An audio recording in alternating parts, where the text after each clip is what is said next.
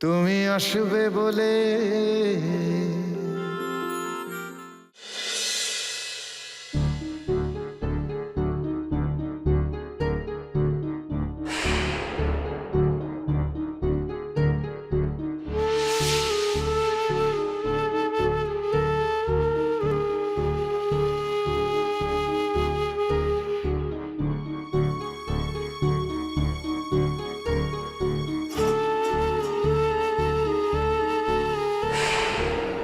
দিদিভাই দাও, আমি করছি।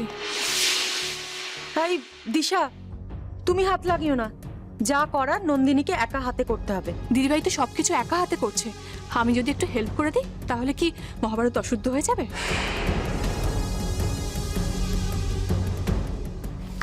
আর তাছাড়া দিভাই আজকে সারাদিন একা একা কি না করেছে মামি।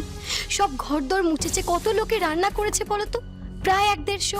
হ্যাঁ, কিন্তু দরিদ্র নারায়ণের খাবার তো ওকেই রান্না করতে বলেছিলেন গুরুদেব, সেটা করবে না?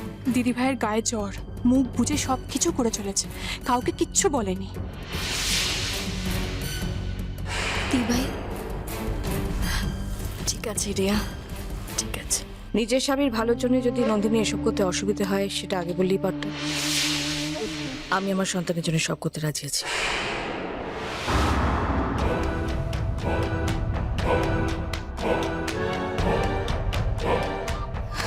এইসব কথা ওদেরকে দিয়ে বলানোর তো কোনো দরকার ছিল না নন্দিনী, তুমি আমাকে ডাইরেক্টলি বলতে পারতে। ঠিক আছে ছাড়ো, তোমাকে সব কিছু করতে হবে না, আমি সব করে নেব। মা, আমি কাউকে কিচ্ছু বলিনি। মা, দিভাই সত্যি আমাদের কিচ্ছু বলেনি। বলেনি যখন, তখন তোরা এখানে হাত লাগাচ্ছিলিস কেন? সব যদি অসুচি হয়ে যেত তখন কি হতো? কি অসুচি মামি? আমাদের বাড়িতে আজ অবধি কেউ কোনোদিন এসব নিয়ম মেনেছে? মা নিজে কোনোদিন মেনেছে?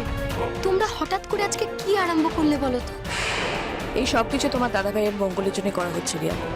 তুমি কি চাও না তোমার দাদা ভাইয়ের ভালো হোক? হ্যাঁ মা, সেটা কেন চাইবো না বলো? তাহলে কেন কথা বাড়াচ্ছ? আমরা যেটা ভালো বুঝছি সেটাই তো করছি রিয়া।